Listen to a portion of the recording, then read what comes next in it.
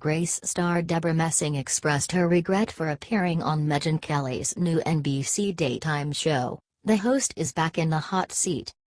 Kelly had the iconic Jane Fonda and Robert Redford on Wednesday's episode of NBC's Today Show, and some parts of the interview did not go as smooth as she had planned. Fonda and Redford went on the show to promote their new movie Our Souls at Night, but at one point Kelly deviated from the main topic of conversation to ask Fonda a question that she has previously stated she's uncomfortable answering. The Oscar-winning actress was clearly unimpressed by Kelly's probing and things got very awkward.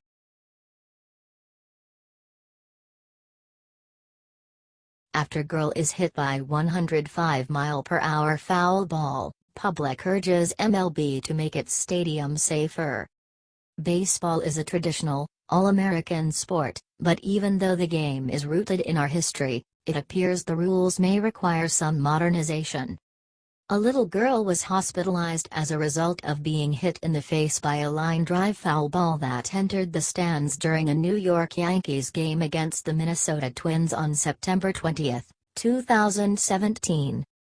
The ball was hit by Todd Frazier, a Yankees baseman, and is reported to have been going 105 miles per hour.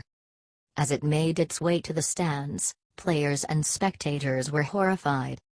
CBS Pittsburgh describes the scene, saying, "A shaken Frazier crouched with his hands over his face. The Yankees' third baseman then bowed his head, walked away from the plate, crouched again and rested his head on the end of his bat." You can see their reactions for yourself in the video below.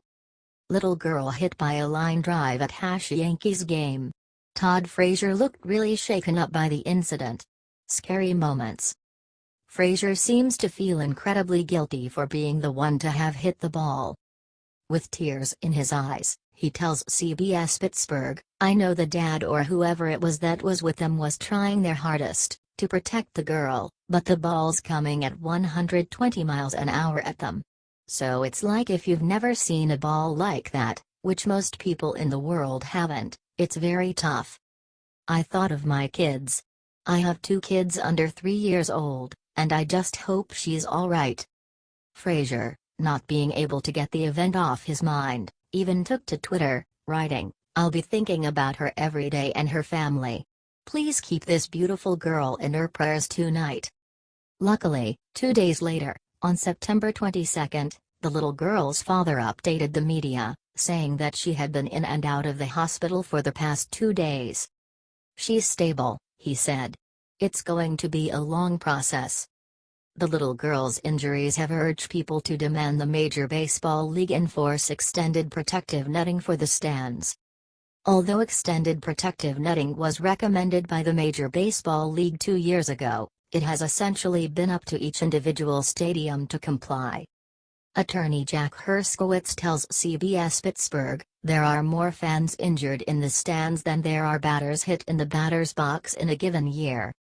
New York City Councilman Raphael L. Espinal Jr. actually proposed extended netting legislation in May, however the hearing is scheduled for October 25, 2017. Espinal says, "No one should ever go to a baseball game and leave severely injured.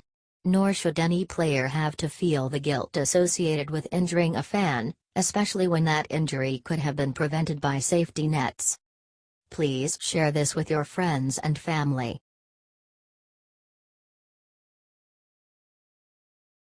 Stranger drops note in her lap, she takes one look at it and immediately starts faking a seizure.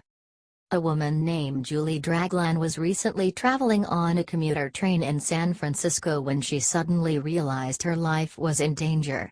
Julie received a threatening note from a stranger demanding that she turn over her phone and wallet. As she read the words, she became more and more disturbed. Julie was sitting by herself when an unidentified female behind her handed her the note. Video surveillance revealed that the robber had long, strawberry blonde hair and appeared to be in her 30s. The note was very ominous. It read, "If you want to live, hand back your wallet plus phone now plus do not turn around and be discreet. Do not turn around until after you have left Civic Center plus you will live." Julie did not turn around when she received the note. She tried silently to get the attention of a fellow passenger, but it didn't work. Instead, Julie decided to create a scene. She told CBS SF Bay Area that she faked a seizure and acted as though she was passing out. "I slumped over to the left and started shaking. And people started to notice. And they were like, 'Are you okay? Are you okay?'" The unidentified robber got off the train during the commotion, and although Julie was unable to get a good look at her, she noticed that she was a white woman carrying a suitcase. At first, Julie was terrified. But then she had the chance to look back at the situation and calmed herself down. She explained, "Is somebody really going to shoot somebody for a phone and a wallet?" "I started to question it a little bit, but I was still really scared." Despite the harrowing ordeal, Julie doesn't want to file charges if the suspect is found. Since she wasn't actually robbed, Julie doesn't think it's necessary. Neither the authorities nor Julie saw anyone with any weapons on the train. So, how did Julie come up with the idea to fake a seizure? She told the San Francisco Chronicle, "I think it had something to do with watching a lot of Law and Order. I think I saw that in an episode.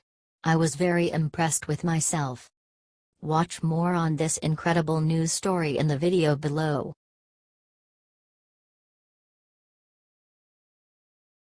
These are the top 10 baby names of the 1960s. Did yours make the cut? Unlike all the rare names we encounter today, Apple, parents in the 1960s chose tame but classy monikers for their babies. Traditional names seem to be a favorite for boys, so the top 10 male names didn't change too much from the 1950s. However, there are some surprises when it came to the female names. The names were all taken from Social Security card applications between 1960 and 1969, see if yours made the cut. 10. Jeffrey and Cynthia. Derived from German and Dutch, Jeffrey stems from Gottfried, which means God's peace. Outside of North America, Jeffrey is a popular alternative spelling. Cynthia, on the other hand, has its roots in Greek. The feminine name comes from Mount Cynthus, located on Delos Island. It was a byname for goddess Artemis, who was born on the mountain. 9. Thomas and Michelle. Meaning twin in Aramaic, Thomas was the name of one of the apostles mentioned in the Bible. Michelle is the feminine form of Michael, a Hebrew name meaning who is like God. 8. Richard and Donna. A popular name after World War II, Richard means strong ruler in German. As for Donna, it means lady of the home, a title of respect given to women in Italy. 7. William and Linda. The classic name William is derived from Old German and it means strong-willed warrior. Linda, meaning soft or tender, is another name with German roots. Dubbed the trendiest name in U.S. history, Linda also means beautiful in Spanish and Portuguese. 6. Mark and Patricia. Mark is a form of Marcus, a Latin name for the Roman god of war, Mars. The popular masculine name is also mentioned in the Bible. 5. Robert and Kimberly. Robert, Rob or Bob, comes from a Celtic language and it means bright flame. Kimberly originates from Old English and is derived from a place called Kimberley in Norfolk, England. The name's meaning comes from Cynaburg, which means royal fortress, and Lea, which means woodland or clearing. Its first known spelling was China Burlai. 4. James and Karen. Meaning one who follows in Hebrew, James was the top name for boys born in the 1950s, but it dropped down to number 4 in the 1960s. Karen is a Danish form of the name Catherine, which means pure. 3. John and Susan. Great Inspire. Both of these Hebrew-derived names were the fourth most popular monikers in the previous decade, and their popularity didn't falter in the 60s. John, also a biblical name, means Jehovah is gracious, and Susan means lily. 2. David and Mary. David means beloved in Hebrew, and was the name of one of the greatest rulers of Israel. Still one of the most popular names for girls, Mary means bitter in Hebrew, but most parents pick the name because of the biblical figure. 1. Michael and Lisa. Michael is the name of the only archangel mentioned in the Bible. In Hebrew, the name means who is like God, or gift from God. Unlike Michael, Lisa didn't make the top 10 in the previous decade, but it took the #1 spot in the 1960s. It is a short form of Elizabeth.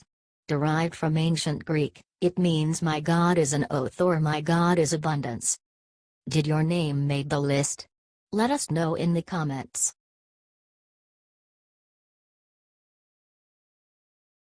Cops say killer clown's identity is finally unmasked after infamous love triangle murder of 1990. One morning in May 1990, a car pulled up the driveway of 40-year-old Marlene Warren's home in Wellington, Florida. A person dressed as a clown exited the car and knocked on Marlene's door, donning a bright orange wig, red nose, and face paint. The mysterious clown handed Marlene a bouquet of flowers and 2 balloons, then pulled out a gun and shot Marlene in the face before disappearing for the next 27 years. As the murder made national headlines, even law enforcement described the case as one of the strangest and most bizarre they'd ever seen. A local costume shop told police that a woman had bought a clown costume just days before the shooting. Eventually, authorities say that the customer was picked out of a lineup.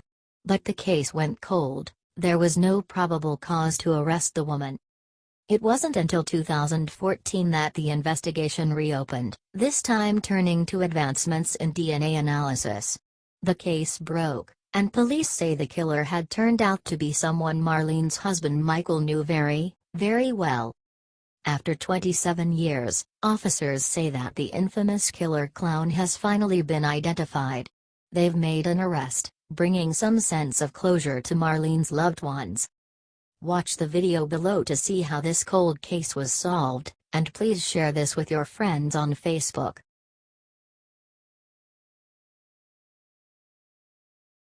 From the first note, this powerful rendition of Unchained Melody may be your new favorite. Every so often, a song comes along that has the power to transform you. Even if just for a few moments, a particular piece can transport you to a different time and place entirely. Unchained Melody is one such song, and this version is guaranteed to move you. Even if you don't know all the words, it only takes a few seconds to recognize the classic tune. Sung with passion and precision, this version may very well be one of the best.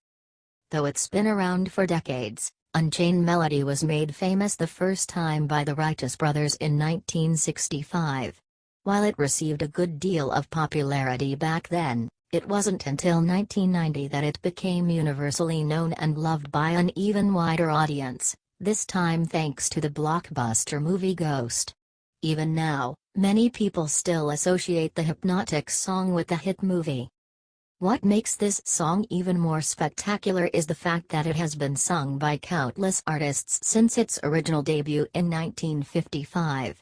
Every singer puts their own special spin on the classic, and this version is no exception. When Jonathan Jackson was invited to the Grand Ole Opry to perform Unchained Melody, the audience was in for a real treat. The actor, known for his recurring role in the daytime soap General Hospital, stunned the crowd with his powerful vocals. Amplified in the famous arena, the performance does not disappoint.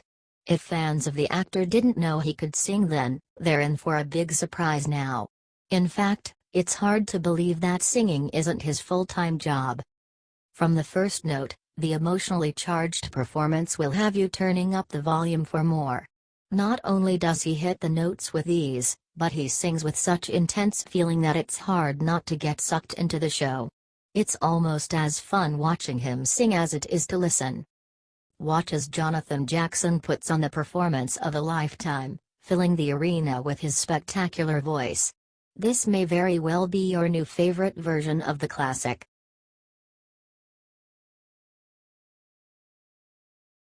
Julia Louis-Dreyfus announces she has been diagnosed with breast cancer. Julia Louis-Dreyfus, famous for her roles on Seinfeld and Veep, just revealed that she was diagnosed with breast cancer. The 56-year-old actress is an 11-time Emmy Award winner who has also appeared on Saturday Night Live and The New Adventures of Old Christine. In fact, just last week, Julia became the performer with the most Emmy Awards for the same role in a single series. It was announced earlier this year that the 7th season of Veep, which will premiere in 2018, will be the last season of the show. Now, people are wondering whether the lead actress' health had anything to do with the show ending. Julia took to Twitter on September 28, 2017, to share her diagnosis. She wrote, "Just when you thought," and shared an image that read, "1 in 8 women get breast cancer. Today, I'm the one. The good news is that I have the most glorious group of supportive and caring family and friends, and fantastic insurance through my union. The bad news is that not all women are so lucky, so let's fight all cancers and make universal health care a reality."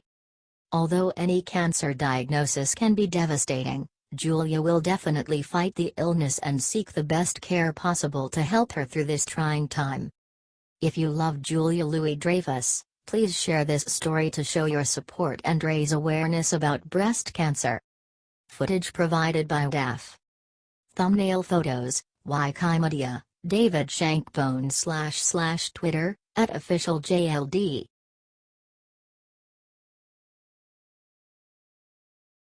Here's the scariest bridge in the United States and it's leaving motorists with panic attacks. Some people aren't fond of spiders, others have a problem with needles, and for a lot of people, it's heights. For those people, the Chesapeake Bay Bridge is something they wish they could avoid. This bridge reaches nearly 200 feet high at its tallest point and spans more than 4 miles in length. This isn't your usual bridge from an engineering and architecture standpoint, either. Top News explains why the Chesapeake Bay Bridge was such a wonder when it was created and why it remains to be today. It said, in 1947, the General Assembly, under the leadership of Governor Lane, passed legislation to begin bridge construction. According to Top News, construction on the bridge began in 1949 and opened to traffic on July 30, 1952. The construction cost was $45 million and at that time, it was the longest continuous overwater steel structure and third longest bridge in the world. The Bay Bridge stands 186 feet high at its highest point, high enough to accommodate ocean-going vessels and ships, and to give passengers a bird's-eye view of some beautiful scenery. This means a massive ship can pass under the bridge while you're driving over it. If that doesn't give you the chills, you're braver than most. Many motorists traverse the bridge daily. It connects the state's rural Eastern Shore region with the urban Western Shore.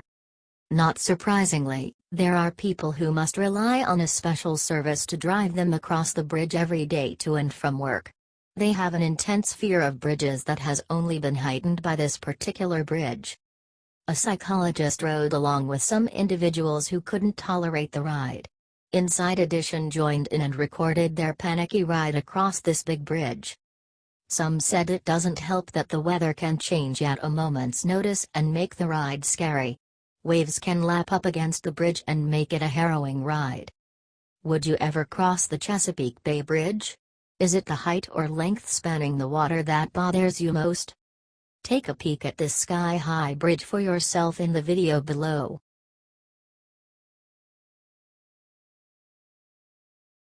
Steven Tyler's health issues force Aerosmith to cancel their tour.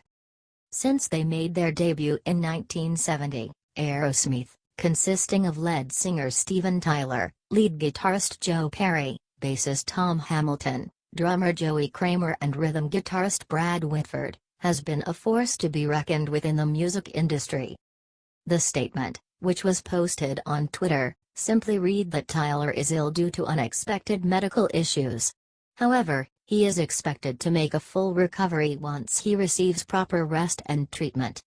This isn't the first time that Tyler has struggled with his health. In 2006, he revealed that he had been suffering from hepatitis C, and had to undergo extensive treatment that lasted for 3 years, including 11 months of interferon treatment which he said was agony. That same year, the rock star had to cancel tour dates after he woke up one morning and lost his voice. He underwent surgery to fix the ruptured blood cell in his throat. A few years late, in 2011, the Aerosmith frontman and American Idol judge had a nasty fall in the shower after experiencing some dizziness and stomach pain. Tyler did not disclose what the cause of his illness is this time around, but he released his own statement to reassure fans that he is not in a life-threatening condition, and apologize for letting them down. "I need to deal with this right away, and get some rest and medical care immediately in order to sustain and maintain my future performances. I promise I'll be back. Unfortunately, health does not wait, and it's something even I can't schedule around our shows. As they say, we humans make plans, and God laughs. I love you all and will be back with you soon," wrote Tyler. The band is the best-selling American hard rock band of all time, and have embarked on countless of tours to entertain their biggest fans. Decades later, Aerosmith is still touring, but it isn't without interruption. Gone are the days of performing for multiple days in a row without consequences on their health. In 2016, Perry collapsed on stage at a concert, and it was later revealed that a cardiac arrest may have been the cause of it.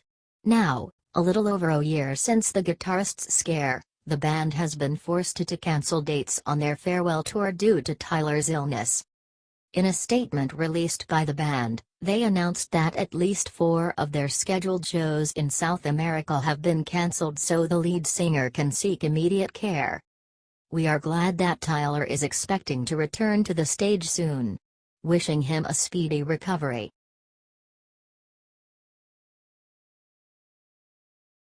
Dog the Bounty Hunter star Beth Chapman undergoes serious cancer surgery. Beth Chapman, the tough-as-nails wife and partner of TV's Dog the Bounty Hunter, had serious cancer surgery this week. Beth and Dog. Beth came to fame as one of the stars of A&E's Dog the Bounty Hunter, alongside her husband Dwayne "Dog" Chapman. The couple ran Dakin bail bonds, and the show followed their manhunts through the streets of Hawaii. But Dog and Beth's relationship was also a big part of the show. Beth, who met Dog when he bailed her out in her younger days, became a fan favorite for her no-nonsense personality and because of the couple's very sweet relationship. She always had wise words of support for the criminals she arrested, helping them to get their lives back on track. But now Beth is the one who needs some support.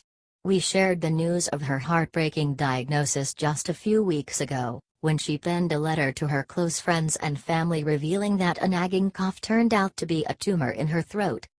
"As most of you know," she begins, "I've spent a lifetime facing tests and challenges I didn't see coming and certainly never expected."